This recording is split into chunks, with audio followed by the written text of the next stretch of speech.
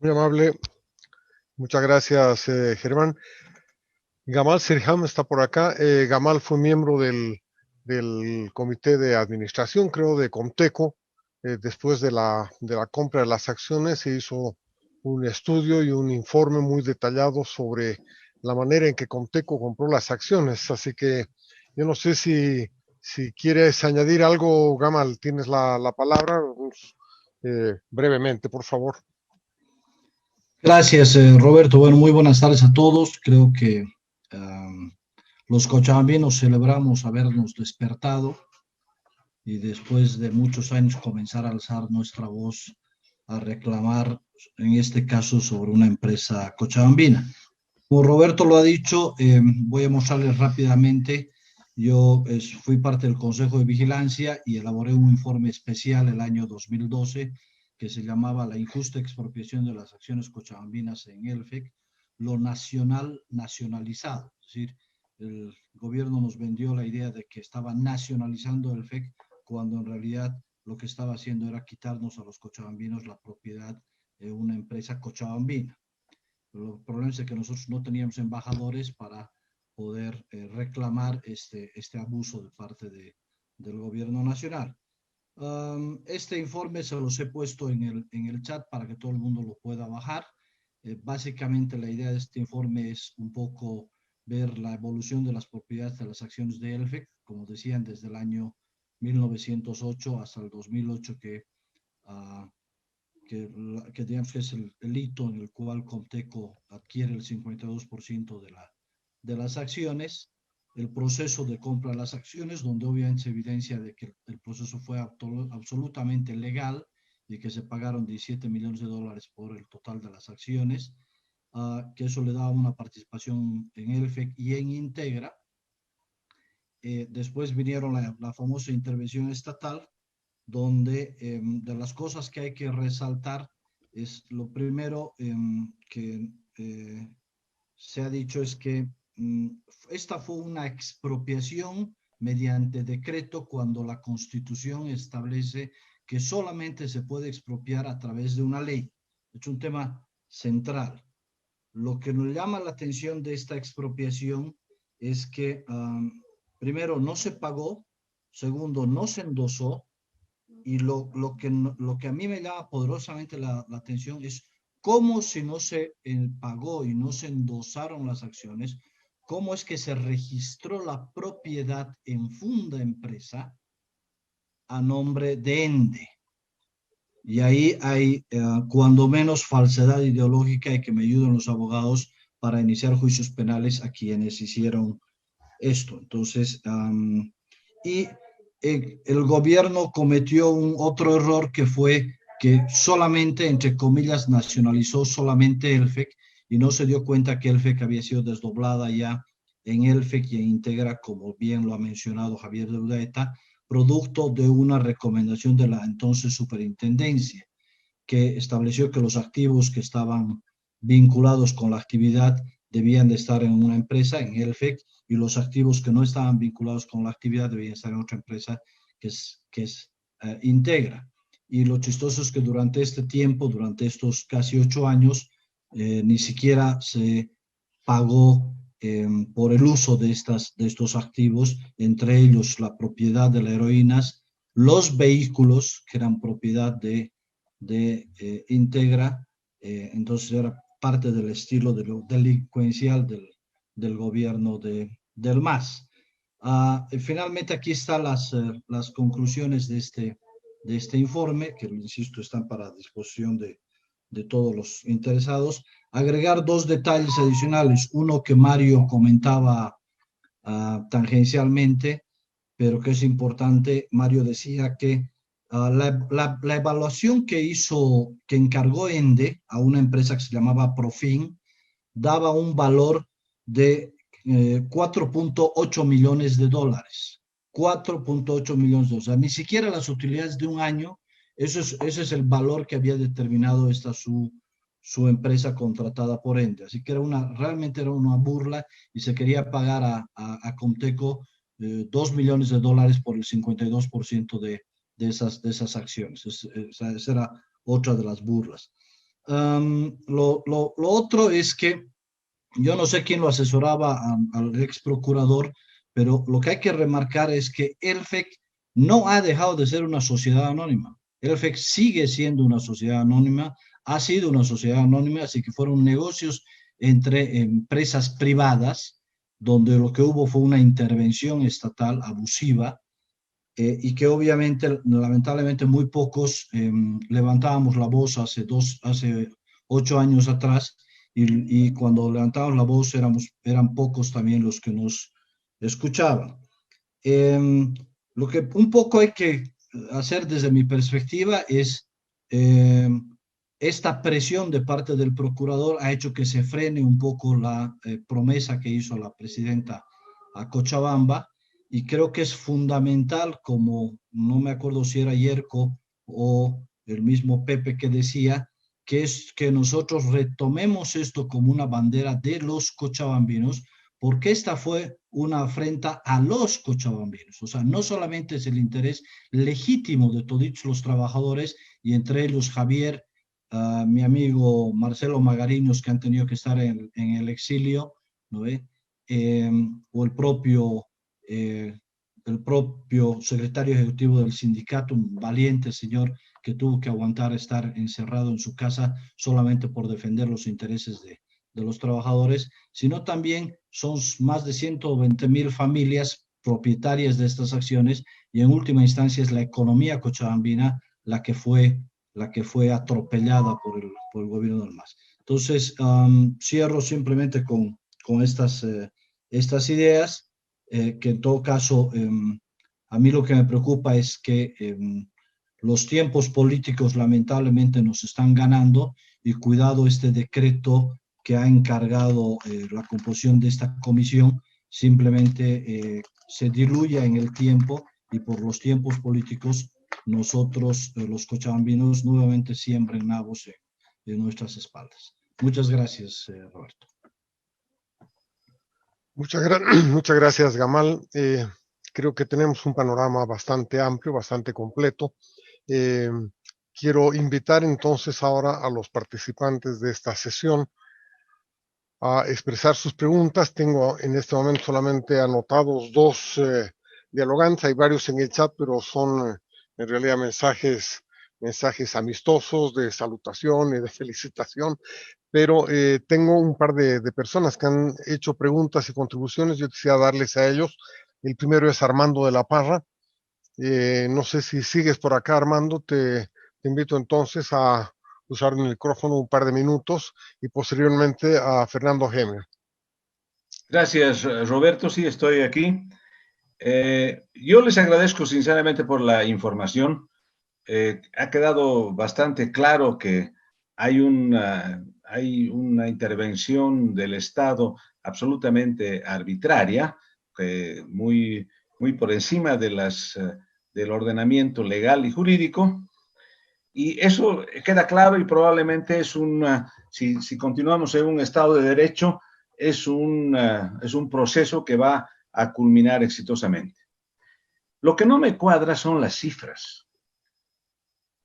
Es decir, hay cosas que son extrañas y tal vez vale la pena que se aclare.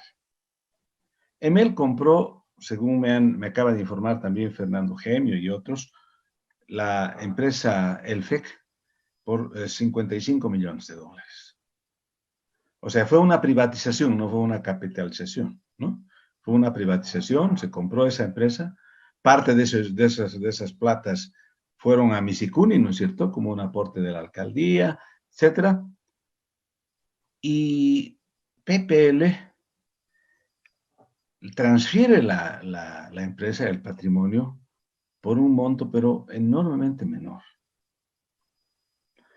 De esa manera es posible que los trabajadores de Elfec puedan hacerse del patrimonio, etcétera, y luego la transferencia hacia Conteco tampoco no cuadra con el valor que tiene la empresa. Fernando Gemio me dice que actualmente el avalúo o el valor está en 150 millones de dólares. Entonces, es probable que este es el punto desde el cual el Estado, a través del gobierno del MAS, ha estado queriendo sembrar primeramente la confusión, porque claro, no es una cosa muy clara. Es que PPL ha hecho un acto, digamos, de filantropía. ¿Qué es lo que ha hecho? O sea, ¿cómo es que ellos han podido hacer una transferencia por esos montos cuando el valor real de la empresa era mucho mayor? Tal vez vale la pena que tengamos una idea, una clarificación sobre esto para entender el conjunto, porque desde el punto de vista jurídico legal está claro. Gracias, Roberto. Gracias, Armando. Yo creo que vamos a tener que invitar a la gente de PPL la próxima vez para que explique por qué venden tan barato lo que les había costado más caro. Pero supongo que les va a resultar difícil explicar que estaban asustados y que lo que querían era escapar de aquí como fuera y llevar lo que pudieran. No sé si Fernando Gemio quieres añadir algo a lo que ha mencionado Armando. Sí, Roberto, en realidad posiblemente la guerra del agua fue la causa que asustó a Pepianel. Lo que quiero comentar es que Elfec tenía unidades que hacían la ingeniería, construcción y compraban los materiales para hacer redes. Y cuando se privatiza Elfec, se adopta un modelo que ha sido empleado en Chile, Perú y otros países, de hacer la escisión de esos servicios, y de esa manera se crea Integra. Integra con el deseo o la intención de dar servicios también a otras empresas y no solamente a Elfec. En ese deseo se pudo hacer unos trabajos para General Electric en Huaracachi, se hicieron trabajos en el Chapare para Enreca y se intentó entrar en licitaciones de construcción de líneas en Chile y se organizó un almacén de electrodomésticos. En la escisión se pasaron activos importantes de Elfec, que son, y lo que mencionó Javier, en Cachaca, como un patrimonio que debe darnos mucho orgullo por ser lo que es, generó gran parte de la energía eléctrica desde 1914, Chocaya y La Angostura. Y además el edificio o el lote que tenemos en Heroínas, donde Elfec opera y da los servicios a la ciudad. Integra también es una empresa cochabambina porque Luz del Sur y los trabajadores son accionistas principales, y esta empresa no ha sido nacionalizada, no ha sido intervenida, está en manos de los accionistas. Y habría que conocer si realmente tiene una proyección con los activos que tiene para ser una empresa que también reparta utilidades en beneficio de los cochabambinos, ¿no? Ese es un tema que me inquieta y sería interesante también que en algún momento se conozca algo sobre la empresa Integra, que fue parte de Elfec en su momento. Eso es todo, Roberto. Muchas gracias.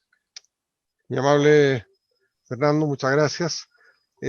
No sé si alguien más quisiera pedir alguna aclaración, hacer hacer alguna pregunta, algún comentario adicional. Yo, Roberto. Adelante, Javier. Ya, bueno, excelente la explicación de Fernando respecto a la guerra del agua. Además, estaba el riesgo país. No se olviden que Omar Fernández sitiaba la empresa, amenazaba que la iba a tomar, llevaba regantes. Una vez han intentado, no quería decirlo, pero han intentado hasta secuestrarme. Después lo llevé a mi oficina, Omar Fernández, hablé con él y bueno. Pero también quiero comentarles que PPL también era dueña de una empresa en Brasil, en San Luis de Maranhão, que tenía 1 millón de clientes, o sea, 10 veces más o más del valor que tenía Elfec. Y Semar, por contingencias que había allá, tenía problemas con el gobierno y todo. Como PPL tiene, como está en la Bolsa de Valores de Nueva York, cualquier cosa le afecta al valor de sus acciones. Los problemas que había con el gobierno estaban empezando a afectar el valor de las acciones de PPL. ¿Saben en cuánto ha vendido PPL Semar en el Brasil? Una empresa 10 veces más grande que el VEC. En $1, porque así convenía a sus intereses. Y la ha vendido al gobierno estatal de San Luis de Maranhão, al gobierno de Maranhão. O sea que no sorprenda que PPL hace una venta con un valor mucho menor de la empresa para también evitar esos riesgos país y evitar que sus acciones en la bolsa caigan de valor.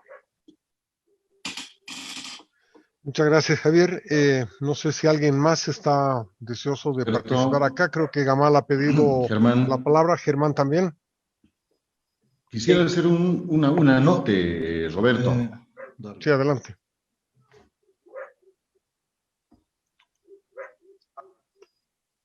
Adelante, Germán, sí. Roberto, ¿se me permite? Adelante, adelante.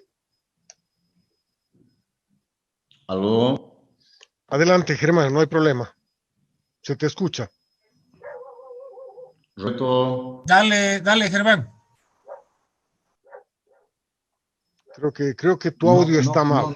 Sí, no escucha. No sé si se me escucha. Se escucha muy bien. Mientras yo hablaré entonces, muy rapidito. Ya yo le voy a llamar a Germán. Ok, entonces muy rapidito, a ver, además del ambiente político y social que vivía en ese entonces en Bolivia, otra vuelta a recalcar, como lo dijo Javier de Udaeta, el FEC, y como lo dijo además Fernando Gemio, el FEC se dividió en dos empresas y dividió sus activos. Por lo tanto, los dividió en Elfec y en Integra. Solamente el terreno de la heroínas, para que ustedes tengan una idea, está valuado en 10 millones de dólares. Solo el terreno de la heroínas. Y si le sumamos Incachaca y le sumamos los otros activos que quedaron en manos de Integra, entonces ahí está la explicación. O sea, si no hay que... O sea, no entraremos en el juego del más, que es sembrar más dudas sobre una operación entre privados que finalmente, como lo decía Javier, si le da la gana lo vende $1, ¿no ve por qué? Porque así le conviene. O sea, sí, entonces creo que no vale la pena. O sea, creo que el fondo de todo esto es que los cochabambinos tenemos la oportunidad de recuperar las acciones de una empresa emblemática cochabambina y creo que en torno a esto debemos de reparar algunos daños históricos que se han hecho a nuestros trabajadores, a los trabajadores de Elfec, tanto a los ejecutivos como a la planta operativa y a muchas familias que se han perseguido y algunos de nosotros que nos han perseguido solamente por haber dicho que había sido un total atropello de parte del MAS, ¿no? Gracias. Gracias, Gamal. No sé si Germán podemos volver a intentar. Si nos escuchas, Germán, te pasaría el micrófono ahora. Bueno, Roberto, yo lo manifestaba Javier y lo manifestaba también Armando en relación al valor monetario de las acciones. El año 2007 se pagó 9.300.000 por la compra de las acciones de EFEC. Y por supuesto, cuando Teco compra las acciones, compró en 17 millones. Hay una diferencia que Armando menciona y dice, este es un tema que en algún momento tiene que explicarse. Yo lo que quiero anotar, este paréntesis que he habido, es que también esta diferencia de precios entre lo que fue la compra de los 9.300.000 en 2007 y el 2008, cuando Comteco paga 17 millones, también ha sido judicializado esta intermediación, este incremento de valor. Se ha llamado desde el Ministerio Público como enriquecimiento ilícito. Y esto, por supuesto, que es una aberración jurídica, porque no puede ser que cuando compra un producto en determinado precio y lo vende a otro precio absolutamente distinto, se tenga que penalizar, como hizo el Ministerio Público, llamando, calificando con el delito de enriquecimiento ilícito esta diferencia entre los 9.300.000 y los 17 millones por los cuales compró Comteco el 56% de las acciones. Esto, para dar en el paréntesis, para mostrar que todo ha tenido un sentido de ambición, un sentido de abuso. Estas acciones en la diferencia de precios permitió también que desarrolla una acción penal tipificándola como un delito, algo que es absolutamente normal. Simplemente eso es. Muchas gracias. En el Facebook también aparecen algunas preguntas. Una de ellas dice, que no le queda claro el tema este del el valor de mercado de la empresa y el precio de la venta. Creo que en este caso, por eso decía, la pregunta había que trasladarla a PPL, y PPL seguramente explicaría de una manera muy sencilla que vendió al precio que le dio la gana. para ser bruscos, ¿no? O sea, es un trato entre privados, uno vende en el precio que puede conseguir y el otro compra en el precio que puede conseguir. Si fue más alto, más bajo que el valor, eso ya es subjetivo, porque el valor es en general subjetivo. Yo creo que para PPL en ese momento, como ha explicado Javier, lo más importante era alejarse de los problemas y los conflictos políticos, y seguramente valoró que una amenaza de nacionalización directa a PPL podía resultar en un costo muchísimo más alto que rebajarles el precio y vendernos a los cochabambinos a un precio más barato. Entonces, en vez de sospechar, los socios de Comteco y los cochabaminos deberían estar felices de haber conseguido una empresa tan barata, que en este momento, sin duda, el valor de mercado seguramente está por los 145, 150 millones de dólares, a juzgar por las cifras del balance, por las cifras del valor patrimonial que tiene en este momento Elfec. Pero eso no quiere decir que el momento de vender uno pueda conseguir exactamente esa cifra.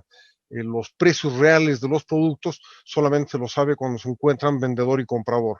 Antes son proyecciones que uno hace, buenos deseos, voluntad de comprar o voluntad de vender. El precio real se lo encuentra cuando hay comprador y vendedor dispuestos a pagar los precios. PPL, de hecho, nunca se ha quejado. El gobierno posiblemente en algún momento pensó que se estaba dando una cifra inferior a la realmente pagada para evadir impuestos, como suele hacerlo la mayor parte de los bolivianos cuando compra y vende casas, por ejemplo, ¿no es cierto? Pone el valor catastral para no tener que pagar el impuesto de transacciones por el valor real de la venta. Pero en el caso de compra y venta de acciones, no hay impuestos, no hay pago de impuestos, son libres de impuestos las compras y ventas de acciones en el país, de manera que no había evasión de ningún tipo, cualquiera que fuera el monto, no había obligación impositiva ni de parte del vendedor ni de parte del comprador. Entonces, creo que esta es un dato que es importante tomar en cuenta para comprender este tema que ha intrigado a uno de los que observa este evento por el Facebook. No veo más manos alzadas, no veo más preguntas en el chat. Creo que hemos tenido una muy buena explicación, muy buena información de parte de los distintos actores. En verdad solamente nos ha faltado PPL, y por supuesto nos ha faltado que venga el ex procurador para explicarnos de dónde sacó esas imaginaciones jurídicas con las cuales ha asustado a gran parte del gabinete y ha logrado postergar la decisión de la presidente Yanine Áñez. Confiemos, sin embargo, en que la presidenta cumpla su palabra, y confiemos en que Comteco también cumpla su compromiso de establecer mecanismos que transfieran las acciones de Elfec, las acciones de Luz del Valle, en realidad, hacia la totalidad de los socios, hacia la totalidad de los accionistas. Creo que eso va a fortalecer mucho a Cochabamba, creo que nos va a ayudar a crear un mercado de acciones, creo que eso puede además alentar a otras empresas a emitir acciones como lo hicieron en 1908, hace 112 años, los bolivianos y cochabambinos que crearon Elfec.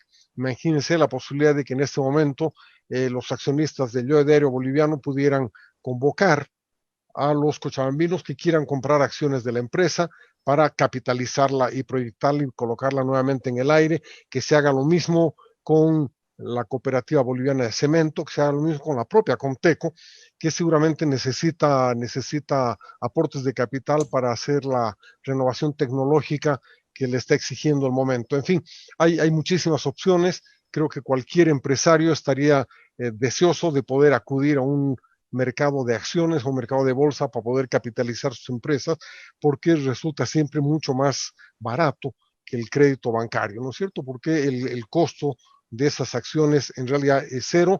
Lo que hay que hacer es compartir las utilidades, y para eso lo que esperamos es ser eficientes y que sean ellos, los empresarios, tan eficientes como todos quisiéramos. Eso sería todo por hoy, entonces, queridos amigos.